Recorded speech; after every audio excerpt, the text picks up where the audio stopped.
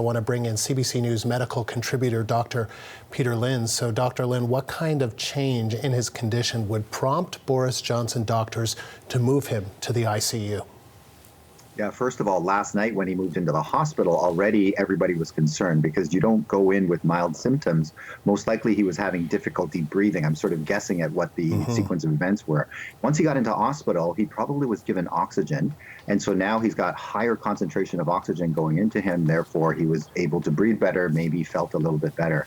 And then over time, remember, this is a destruction process, right? So the viruses have now entered into his lungs, into the lung cells. So if we were to trace it down, sort of the tubing all the way down at the very bottom are these little sacs you'll remember in high school. And those little sacs have lung cells on them. And what's happened is that the virus has gone into those lung cells and they're producing copies of themselves and then destroying the lung cells. So now you don't have any surface area to exchange oxygen. So your lungs have to do two things: pull in oxygen, put it into your blood and send it everywhere. And then the other thing is to take the bad stuff like the carbon dioxide and push it out the other way. So obviously, if you have a destroyed level, like that whole surface is destroyed, then the oxygen is having a hard time coming in. So now, even if I increase the amount of oxygen in, let's say, the air that you're breathing, you're still having a hard time moving it across. So that's why he would probably be moved into the intensive care unit in case they now have to help him with ventilators and things like that. And they would be checking his oxygen content. You know, you've seen people with the little clips on their fingers, and that measures the amount of oxygen that is in your blood. So most likely that number has been falling, and that's why they probably shifted him across into an intensive care unit. So Dr. Lynn, help us understand this, because, you know, when I hear of someone going into the ICU, I think that's a serious situation. How would you describe the change from being admitted to hospital and then making the decision to go into the ICU? Yeah, it means that the normal way of getting oxygen into his body is not working. So when you get admitted into hospital, we're breathing room air, which is 21% oxygen. They can crank it up to 100% oxygen for short periods of time, you know, using these prongs and things like that. But at some point, that's not even enough to get the oxygen in. And that's when they have to start ventilating you. And so that's why you keep saying, you know, people talking about, do we have enough ventilators for these people in order to blow air down into the lungs and then increase the amount of oxygen? So therefore, the deterioration has been rapid, going from room air, but that's what he was breathing at 10 Downing Street, was room air, 21%, to hospital, where he was probably given more oxygen, and then now moving into the intensive care. And that happened over a span of a day. So that gives you a sense of how fast this virus is moving. Now, not everybody gets this. Some people just have the virus in their nose, and those are the ones that can continue to spread this virus. And then some people, the virus goes down into the lungs, and you see this horrible picture painted out. In China, the data was around 20% of the people ended up needing hospital care. Of those 20%, about 5% became critical, and then about 2 or 3% died from it. So you could see that not everybody's going to have the same disease. And the problem is I can't tell who it is that's going to get the horrible disease. If we could, then that'd be great, right? We could infect the people that won't get it, right? That whole herd immunity story. Okay, if I know that for sure you're not going to get very sick, we infect you, we build up the herd immunity. Unfortunately, it doesn't work that way. We don't know who it is where the virus is going to go down, and we don't know who's going to make the army to fight off the virus fast enough. So in his case, over that 10 days, he wasn't able to make the antibodies enough to kill off the virus. So that's why now the virus is winning compared to his army. So when you are in the intensive care unit and you may require oxygen, from what we have seen, I mean, I know you may not know this off the top of your head, but from what we have seen, are there a number of people that are able to recover well after being in the ICU, after getting oxygen? Yeah, so in other words, oxygen is just buying us time. Ventilator is just buying us time. Fluid. So in other words, this is what we call supportive care, meaning we're waiting for your body to actually make the army to fight it off. Now, in the meantime, I'm sure he's been given all the experimental medications that we've all heard about, you know, this hydroxychloroquine, azithromycin combination.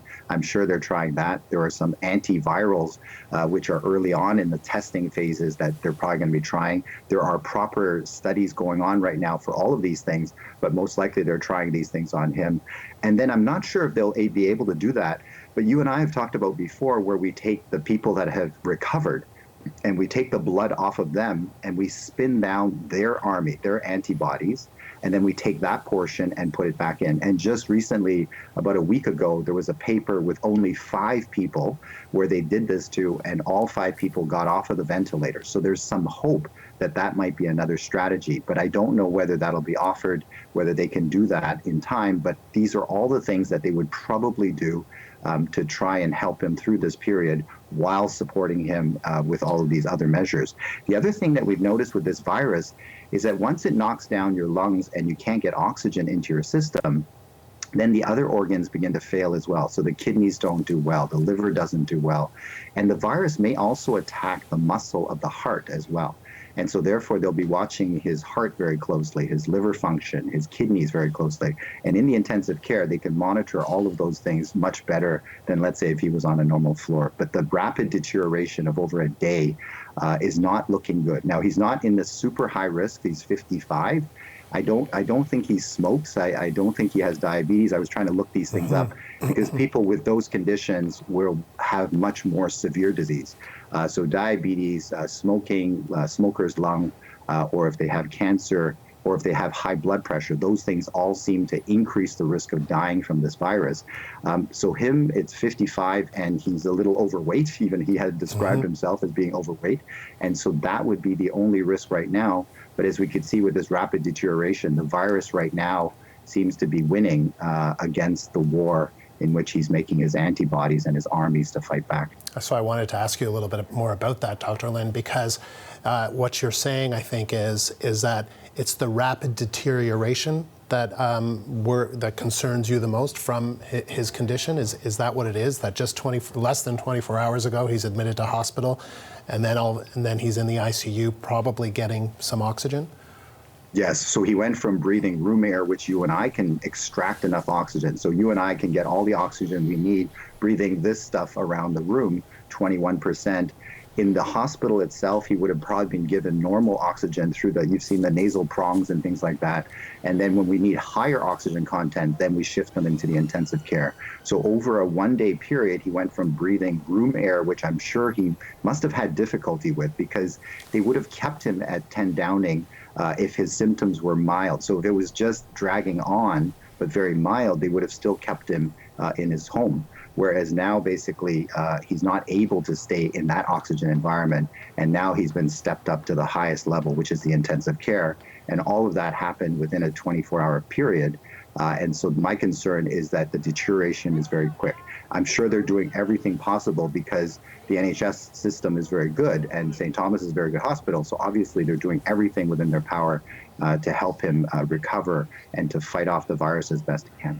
How much does this underscore that this disease is indiscriminate and it's just arbitrary in terms of the impact that it has on individuals? Yeah, and that's the problem, right? We can't tell who it is. And the other thing that scares me the most is that he probably had good protection around him, right? Because he's a world leader. So therefore, obviously, it wasn't a sick person that was right next to him because they would have screened those people out. So obviously, somebody that wasn't sick around him passed him the virus. And so that goes back to our concept that I don't know who's going to be sick that produces virus. So that's number one. So that's why our 6 feet distance really is important, even within your home. And number two is that if I get the virus, it may be a very different course than yours. So you may just get the runny nose and a little bit up in your nose area, but then I may get it down deep into my lungs, the really bad version. And then you may be able to produce the army very fast, whereas my body may not recognize the virus and it might take too long. So that's why when people say, well, I'm young, so it's not going to affect me, we've now seen young people get very sick and young people dying. Because if you happen to be the one that gets it into the lung, or you happen to be the one where you don't make the army fast enough, then the virus wins. And so until we can figure out who is it that is going to get it into the lungs and who is it that makes antibodies fast, that's why we need to keep everybody away from the virus. So all those projections we saw, it's going to be real if we don't do this, 6 feet separation, don't go out to the park where there's lots of people. I know it's a sacrifice, but if we do it now, we're not going to face all these horrible stories that hopefully will not unfold because we're doing the right things right at this moment.